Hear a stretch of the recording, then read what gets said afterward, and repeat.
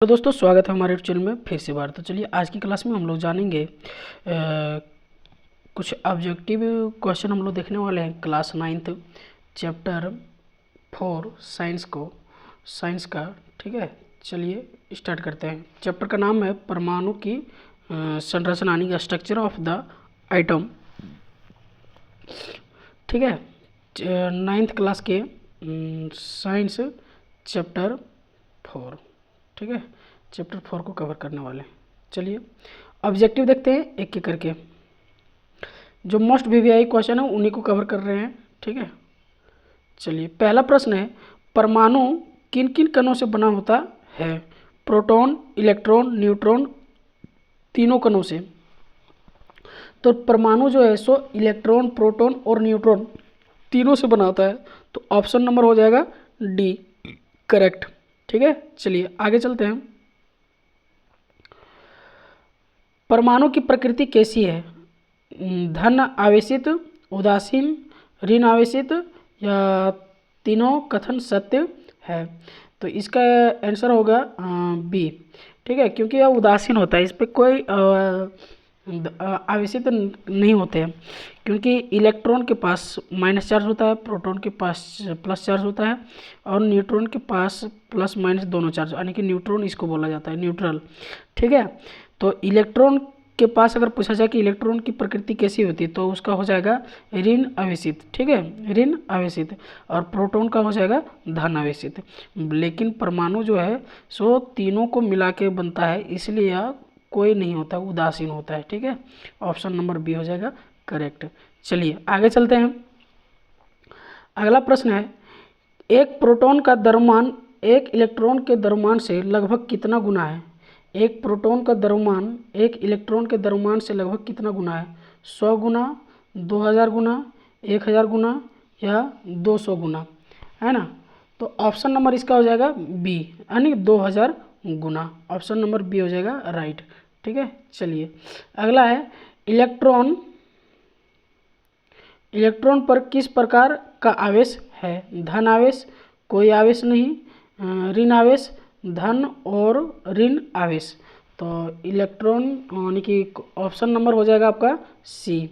ठीक है, इलेक्ट्रॉन अभी बताए हैं कि ऋण आवेश होता है, इलेक्ट्रॉन के पास माइनस चार्ज और प्रोटॉन के पास प्लस चार्ज होता है।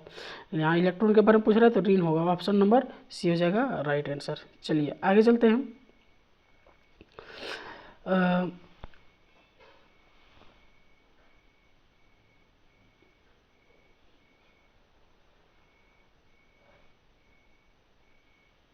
सॉरी,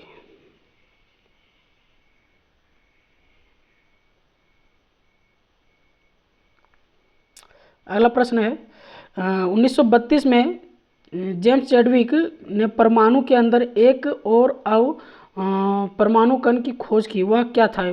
प्रोटॉन था, न्यूट्रॉन था, इलेक्ट्रॉन था या अल्फा कण था? तो इसका आंसर होगा बी, न्यूट्रॉन का खोज किया था, है ना? ऑप्शन नंबर बी हो जाएगा राइट आंसर। अगला प्रश्न है, समस्थानिकों के क्या गुण होते हैं?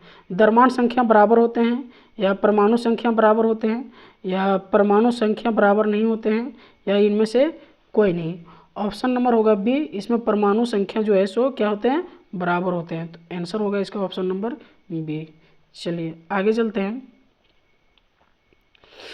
परमाणु केंद्र की खोज किसने की? परमाणु केंद्र की खोज किसने की? तो परमाणु केंद्र की खोज किसने की? ऑप्शन है रदरफोर्ड, चैडविक, थॉमसन या गोल्डस्टीन। आंसर इसका होगा ये रदरफोर्ड। ठीक है, रदरफोर्ड ने की। ऑप्शन नंबर ये हो जाएगा राइट आंसर। अगला प्रश्न है, प्रोटॉन पर कितने इकाई आवेश माना गया है? प्रोटॉन पर कितने इकाई आवेश माना गया है? तो इसमें एक इकाई माना गया है। ठीक है, यही अगर इलेक्ट्रॉन के पास पूछेगा तो उसका भी एक इकाई ही होगा। ठीक है, चलिए ऑप्शन नंबर ये हो जाएगा राइट। चलिए अगला चलते हैं, किस तत्व के समस्थानिक का उपयोग परमाणु के भट्टी में ईंधन के रूप में किया जाता है? क्लोरीन, यूरेनियम, कोबाल्ट या हाइड्रोजन? इसका आंसर होगा ऑप्शन नंबर बी, यूरेनियम। ठीक है, ऑप्शन नंबर बी। अगला प्रश्न है, ऋण आवेशित कण को क्या कहते हैं? ऋण आवेशित कण को क्या कहते हैं? न्यूट्रॉन, इलेक्ट्रॉन, प्रोटॉन या इनमें से कोई नहीं। ऑप्शन नंबर हो गया आपका इलेक्ट्रॉन, क्योंकि इलेक्ट्रॉन के पास माइनस चार्ज होता है। ठीक है, चलिए। क्लोरीन की सबसे बाहरी कक्षा में 7 इलेक्ट्रॉन है, तो तत्व की संयोजकता क्या होगी? बाहरी कक्षा में 7 है, तो तत्व की संयोजकता क्या होगी? देखिए, बाहर की कक्षा में 8 इलेक्ट्रॉन पूरा करना होता है। ठीक है, 8 इलेक्ट्रॉन पूरा करना होता है, लेकिन बाहरी कक्षा में यहाँ 7 है, तो 8 में 7 गया तो कितना बचा? 1, यानी कि एक ही इलेक्ट्रॉन को वो शेयर कर सकता है। तो ऑप्शन नंबर ये हो गया आपका। ठीक है, चलिए। परमाणु की प्रकृति कैसी है? परमाणु की प्रकृति कैसी है, यही क्वेश्चन रिपीट हो रहा है, इसका आंसर होगा बी नंबर। ठीक है, चलिए। अगला प्रश्न है, सोडियम की परमाणु संख्या। सोडियम के परमाणु संख्या 11 है, तो इसके m कक्षा में कितने इलेक्ट्रॉन होंगे? 11 है। ठीक है, तो K-L-M ऐसे होता है, तो इसमें हो गया आपका 2, तो 8 में यानी कि 11 में 2 गया, कितना बचा? 9, 9 में फिर 8 गया आपका, तो कितना बचा आपका? 1। तो m कक्षा में कितना इलेक्ट्रॉन हो गया आपका? 1। तो ऑप्शन नंबर हो जाएगा आपका सी, है ना। चलिए, परमाणु में इलेक्ट्रॉन का स्थान कहाँ है? परमाणु के अंदर विभिन्न कक्षाओं में, परमाणु के नाभिक में, परमाणु के ठीक बीच में, कहीं भी नहीं। तो परमाणु में इलेक्ट्रॉन का स्थान जो है सो कहाँ है? वह है परमाणु के विभिन्न कक्षाओं में। ठीक है, चलिए, ऑप्शन नंबर ये। किसी परमाणु की सबसे बाहरी कक्षा में उपस्थित इलेक्ट्रॉन को क्या कहा जाता है? किसी परमाणु के सबसे बाहरी कक्षा में उपस्थित इलेक्ट्रॉन को क्या कहा जाता है? कोर इलेक्ट्रॉन, संयोजी इलेक्ट्रॉन, ये और बी दोनों, इनमें से कोई नहीं। ऑप्शन होगा बी नंबर। कोर इलेक्ट्रॉन भी कहते हैं और संयोजी, इसलिए उसका नाम संयोजकता रखा गया, यानी कि वैलेंसी। ठीक है, चलिए। कैंसर रोग के उपचार में किस तत्व के समस्थानिक का उपयोग किया जाता है? यूरेनियम, कोबाल्ट, कैल्शियम या आयोडीन, है ना। इसका आंसर होगा आपका कोबाल्ट का। ठीक है, option number B is right हो जाएगा। चलिए, आगे चलते हैं। रदरफोर्ड का अल्फा कण परिकिरण किसकी खोज के लिए उत्तरदायी था? यानी किसके द्वारा किसकी खोज किया गया था? परमाणु केंद्रक, इलेक्ट्रॉन, प्रोटॉन या न्यूट्रॉन? इसका आंसर होगा परमाणु केंद्रक। ठीक है, चलिए। अगला प्रश्न है कि देखिए आप यहाँ 14 है ऊपर में, नीचे 6 है और सी है, तो तत्व की परमाणु संख्या क्या है? परमाणु संख्या क्या है बताइए। देखिए, ऊपर में जो रहता है सो परमाणु द्रव्यमान रहता है, नीचे जो रहता है ये है परमाणु संख्या। तो नीचे वाला को परमाणु संख्या कहते हैं। ठीक है, और ऊपर वाले को परमाणु द्रव्यमान। ठीक है, तो ये हो गया आपका ऑप्शन नंबर, ये हो गया राइट। ठीक है, परमाणु संख्या इसकी 6 है। चलिए, अगला प्रश्न है, तत्व हाइड्रोजन में न्यूट्रॉन की संख्या क्या है? तत्व हाइड्रोजन में न्यूट्रॉन की संख्या क्या होगी? तो न्यूट्रॉन की संख्या इसमें 0 होगी, क्योंकि इसमें एक ही एलिमेंट है और वो भी ये भी इलेक्ट्रॉन परमाणु संख्या एक ही है इसमें। ठीक है, चलिए। अगला प्रश्न है, अधिक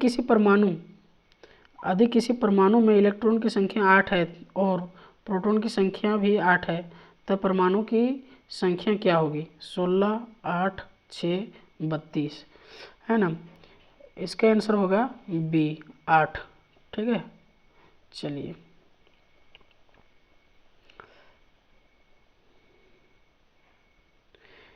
यहाँ जो प्रश्न है कि 1 हाइड्रोजन, 2 हाइड्रोजन, 3 हाइड्रोजन, तीनों किस तत्व के समस्थानिक है? हाइड्रोजन के, प्रोटियम के, ड्यूटेरियम के या ट्रिटियम के?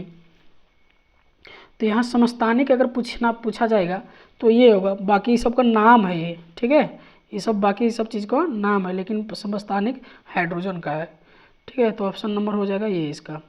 अगला प्रश्न है, ऑक्सीजन की परमाणु संख्या 8 है, इसके बाहरी कक्षा में 6 इलेक्ट्रॉन है, तो इसकी संयोजकता क्या होगी।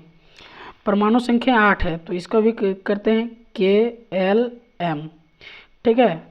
तो 8 में 2 यहाँ दे दिया, बचा 6, तो L बाह्यतम कक्षा में कितना बचा 2, तो आप 50 होगा 4 से अधिक है 2, कितना अधिक है 2 अधिक है, इसमें पूरा कक्षा पूरा करने के लिए 2 इलेक्ट्रॉन की आवश्यकता भी पड़ रहा है, ठीक है। तो इसकी संयोजकता 2 होगी, क्योंकि वह 2 इलेक्ट्रॉन को ग्रहण कर लेगा और अपना कक्षा पूरा कर लेगा, ठीक है। चलिए अगला प्रश्न है, परमाणुओं के विभिन्न कक्षाओं में इलेक्ट्रॉन के वितरण के लिए प्रस्तुत किए गए नियम किस नाम से जाने जाते हैं। बोरबरी स्कीम, डाल्टन का नियम, रदरफोर्ड का नियम, इनमें से कोई नहीं। इसका आंसर होगा बोरबरी स्कीम, ठीक है। चलिए अगला प्रश्न है, एक तत्व के समस्थानिक में होते हैं समान भौतिक गुण, भिन्न भिन्न रासायनिक गुण, इलेक्ट्रॉन न्यूट्रॉन की संख्या अलग अलग, या भिन्न भिन्न परमाणु संख्या, बताइए। इसका आंसर होगा सी नंबर, न्यूट्रॉन की अलग अलग संख्या। चलिए अगला प्रश्न है कि क्लोरीन माइनस, यहाँ क्लोरीन पर माइनस चार्ज है, में संयोजकता इलेक्ट्रॉन की संख्या कितनी है। माइनस चार्ज रखा है तो इसकी इलेक्ट्रॉन की संख्या हो जाएगी आपको 17, ठीक है। चलिए option number C is right हो जाएगा। परमाणु के बाहरी भाग में कौन सी कण होते हैं, इलेक्ट्रॉन, न्यूट्रॉन, प्रोटॉन, और बी दोनों, बताइए। देखिए सबसे बाहरी भाग में इलेक्ट्रॉन होते हैं, ठीक है, सबसे बाहरी भाग में इलेक्ट्रॉन होते हैं, उसके अंदर में प्रोटॉन होते हैं, उसके अंदर में न्यूट्रॉन होते हैं, ठीक है। समझ में आया आपको। सबसे बाहर में क्या होगा इलेक्ट्रॉन, दूसरे नंबर पर प्रोटॉन, तीसरे नंबर पर सबसे अंदर में न्यूट्रॉन होता है। इसका आंसर होगा आपका बाहरी भाग में इलेक्ट्रॉन, ऑप्शन नंबर ए, ठीक है। परमाणुओं की संख्या से संबंधित पहला मॉडल किसने दिया, गोल्डस्टीन ने, जे थॉमसन ने, डाल्टन ने, चैडविक ने। इसका आंसर होगा आपका बी नंबर, जे थॉमसन ने, ठीक है। चलिए रदरफोर्ड परमाणु मॉडल के एक प्रयोग, रदरफोर्ड ने परमाणु मॉडल के एक प्रयोग किया, उस प्रयोग में उन्हें क्या उपयोग किया, चांदी के पन्नी, सोने के पन्नी, तांबे के पन्नी, या एल्युमिनियम के पन्नी। इसका आंसर होगा आपका सोने की पन्नी, ऑप्शन नंबर बी। चलिए अगला प्रश्न है,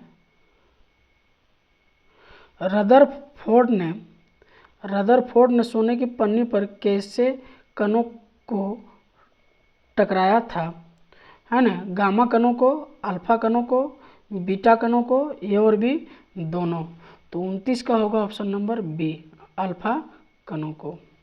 अगला प्रश्न है, अल्फा कण कैसे होते हैं, द्विआवेशित हीलियम कण, त्रिआवेशित हीलियम कण, ए और बी दोनों, चतुर्वेशित हीलियम कण।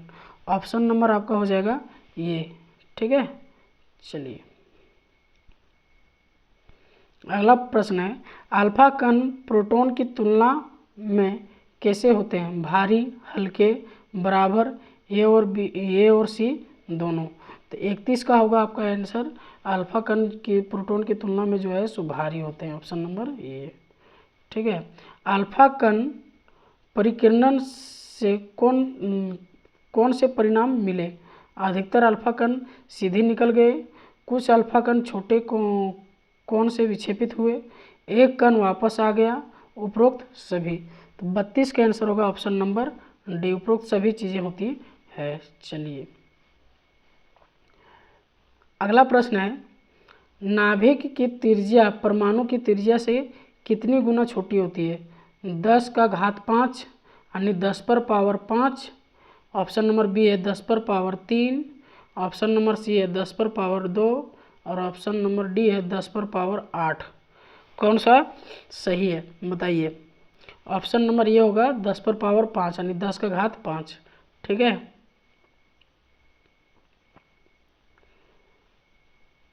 अगला प्रश्न है नाभिक किसे कहते हैं।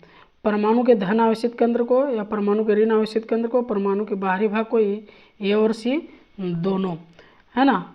इसको कहते हैं परमाणु के धन आवेशित केंद्र को नाभिक कहते हैं। रदरफोर्ड के परमाणु मॉडल की कमी क्या थी। इलेक्ट्रॉन अस्थिर होना, इलेक्ट्रॉन का अस्थिर होना, प्रोटॉन का अस्थिर होना, न्यूट्रॉन का अस्थिर होना। ऑप्शन नंबर बी इसका था कि इलेक्ट्रॉन अस्थिर था, यानी कि इलेक्ट्रॉन अस्थिर नहीं था, घूमते रहता था, वो बोल रहा था, तो इसीलिए इसका एक कमी निकल गया है उसका, रदरफोर्ड का। अगला प्रश्न है नील्स बोर के अनुसार इलेक्ट्रॉन एक निश्चित कक्षाओं में चक्कर लगाते हैं, यह कक्षा कैसी होती है। विविक्त या संयुक्त या ए और बी दोनों या संयोजक। ऑप्शन नंबर ए इसका होगा विविक्त था। ठीक है। चलिए, इलेक्ट्रॉन जिस कक्षा में चक्कर लगाता है उस कक्षा को क्या कहते हैं। ऊर्जा स्तर, ऊष्मा स्तर, प्रकाश स्तर, इनमें से कोई नहीं, तो इसका आंसर होगा ऊर्जा स्तर। ठीक है, ऑप्शन नंबर ए। अगला प्रश्न है न्यूट्रॉन परमाणु में कहाँ उपस्थित होता है। नाभिक में, अंदर वाले कक्ष में, बाहर वाले कक्ष में, ए और बी दोनों में। 38 का आंसर होगा आपका नाभिक में। अगला प्रश्न है किसी कक्षा में उपस्थित अधिकतम इलेक्ट्रॉन की संख्या ज्ञात करने का सूत्र क्या है। तो इसका फॉर्मूला है 2n², यही फार्मूला से जो है सो उस कक्षा की निकलती है इलेक्ट्रॉनों की संख्या। तो यह था कुछ इंपॉर्टेंट इस चैप्टर का VVI क्वेश्चन। उम्मीद करते हैं कि वीडियो आपको अच्छा लगा हो। अपने मित्रों के साथ ज़रूर से ज़रूर शेयर कीजिए, और आगे वीडियो किस चैप्टर का चाहिए आपको सो ज़रूर से ज़रूर कमेंट कीजिए, ताकि उस चैप्टर का वीडियो जल्द से जल्द अपलोड हो सके। ठीक है, अपलोड मैं करूँगा। मिलते हैं नेक्स्ट वीडियो में। जय हिंद, वंदे मातरम।